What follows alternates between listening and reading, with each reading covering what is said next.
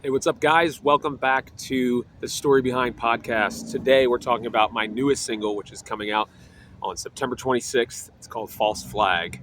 This song went through a lot of iterations, and part of the story behind it was I really just had the working title, False Flag. I thought that the idea was intriguing, it was inciting, um, and I found that I had the music, I had the melody of the guitar riff and everything, and I wanted to do something with it. So early on when I was writing the song, when I started writing songs again, I just would have like a song idea, which would be like I would just kind of make up some chords with a riff, with a drum beat, and then I would give it a working title and then put it aside because I was really struggling to come up with lyrics, like a lot. Especially in the very beginning, I was able to come up with a lot of musical ideas, and I had a number of musical ideas that I just started giving working titles to. And this one, I specifically gave the working title False Flag, um, and had the melody of the chorus along with the guitar riff and the overall vibe of the song. And my brother ended up taking that working title and writing an entire uh, lyric set around that idea. And what I found really intriguing when he wrote the song was that he wrote it from the perspective of a false flag, almost like in the first person. And it made, as soon as I heard it, I was like, I love this. I love this direction because it reminded me of the old Schoolhouse Rock cartoon where it's the Bill who wants to become law, and he's explaining to the kid about how Congress works and all of that stuff and legislation. And I felt like this was our version of that, in the sense that it was a false flag explaining this is how things work, and this is how I exist, and the purpose behind me, the false flag. So it was really fun to kind of come up with that idea. So we started working on it together, and he had the verse and the chorus idea, and then I wrote the bridge to the song. And I remember distinctly because it was a song that it was the first time that we collaborated on something. And I want to say it may have been the first fully fleshed out song that we had when I was beginning the demo process. And I remember specifically because we had like the verse and the chorus, and then I came up with the bridge, and then I put it all together. And I was like, we have a complete song. This is so exciting. And that really kind of ignited the entire process for me and unlocked the songwriting spark in a lot of ways. So, because this song was one of the earliest ones, um, I really wanted to get it out as soon as possible. And we kind of had it set. We thought it was done. Went through the process of recording it and got the first mix back from the person we're paying to mix and master the songs. And I realized in that moment, I was like, I think I can improve this song. I think I can make it a little bit more in line with where I'm heading with my songwriting. I think that this is no slight to my brother or myself at the time, but I think like I've sharpened my skills, and we kind of finished that song and then forgot about it and left it, and then went on to write more interesting things. So when I came back to it after we recorded it, I was like, I don't know if this is the best reflection of this song. I think I could come up with a more clear picture of what I'm trying to say with the song. So it was supposed to be released at the time that Open Rebellion ultimately was released. Open Rebellion was supposed to be released when False Flag was released, or is released. And I had to make the hard decision to shelve False Flag with the intention of revisiting it, reworking it. Um, and we ended up actually changing a lot of it, in the sense that the drum beat changed entirely. I appreciate my dad taking a lot of swings and trying to come up with what I was thinking of. And um, originally, the drum beat was recorded very early on in the process when the demo had been just written, and we just kind of left everything the way it was. But as I've been going song by song to release them, I've realized that I need anything that I thought about the song a year ago might not be what I think about the song now.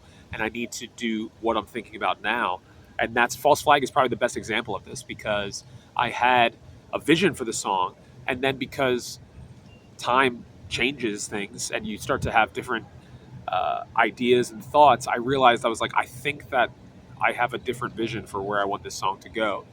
And we I kept a lot of the instrumentation. We actually redid the drum track entirely, changed the rhythm of the chorus and everything. I rewrote the lyrics to the verse and the pre-chorus. The chorus is the same, uh, and the bridge is the same, but the verses, it's the same idea that my brother originally wrote. It's all from the same perspective. I just um, rewrote the lyrics in a way and rewrote the melody in a way that suited my voice a little bit better and was a little bit more similar to my lyric writing style. Um, and I like it. I don't know. I don't know if people will.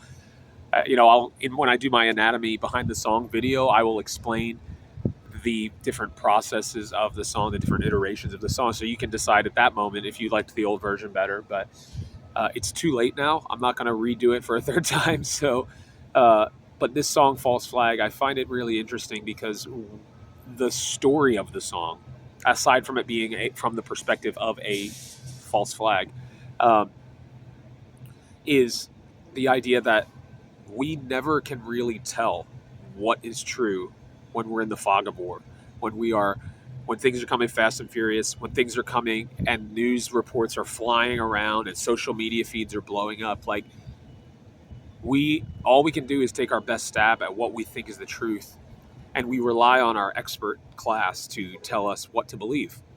And we've learned in the last few years that that is a huge mistake. um, People appealing to authority to justify their actions, and then finding out, they said that what's the difference between a conspiracy theory and the truth? About 6 to 8 months. That window has shrunk down to the point where it's like the initial reports get completely flipped within a week or two, because we have people investigating and calling our media outlets to account and exposing corruption and exposing lies. And we have government agencies trying to bury the truth, and there's all these things. And I'm not going to get into conspiratorial stuff with the song. The idea of the song is really more of like a tongue-in-cheek approach to that. um, it's kind of mocking both the people who take everything at face value and mocking the people that see a conspiracy behind everything.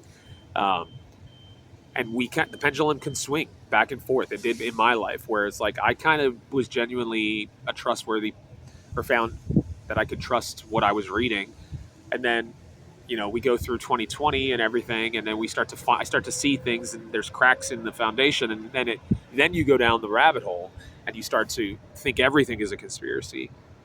And that's equally difficult way of looking at things. And really, the song is to kind of expose the idea of, like, regardless of what we're being told, we should be seeking what the truth is, even if the truth is something that's uncomfortable, even if the truth is something that is counter to what we want it to be. And that's the challenging part, is that we will, because of cognitive dissonance and our own biases, we will shudder against any information that attacks our understanding.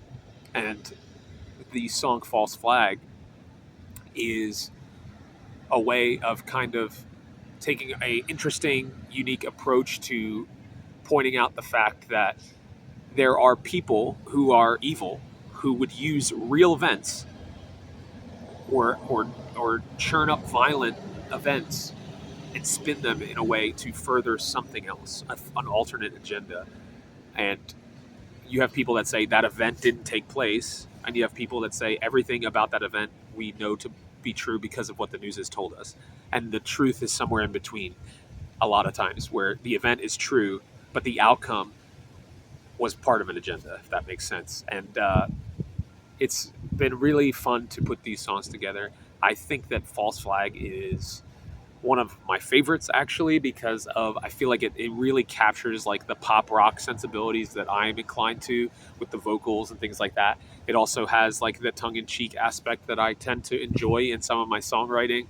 And I think it showcases the collaboration of my brother and I really well, in the sense that, like, it's a song that I came up with the initial ideas, but then the story behind the song was inspired by my brother and his direction that he took the song of making it the first person perspective of the false flag really just unlocked something for me. And I'm really excited by the result. And I hope you'll like it too. And I'm excited for this next batch of songs that are coming out. I think we're starting to hit the ground running. And I really appreciate the support that you guys have been giving me for these 6 months, 7 months. It's been, I've honored the commitment to release a new song every month.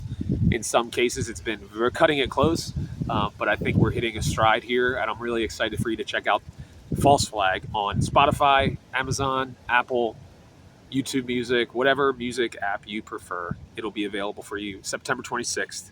So if you would like to support the work that I'm doing, you can do that one of three ways: Cash App, Geoff Desiato Music; Venmo, Geoff Desiato Music; or Buy Me a Coffee, Geoff Desiato Music. Buy Me a Coffee, as you know, is more of a monthly subscription model, whereas Cash App and Venmo are ways that you can tip the artist. Since you're not going to be buying a CD from me per se, you're probably able to listen to the song for free somewhere.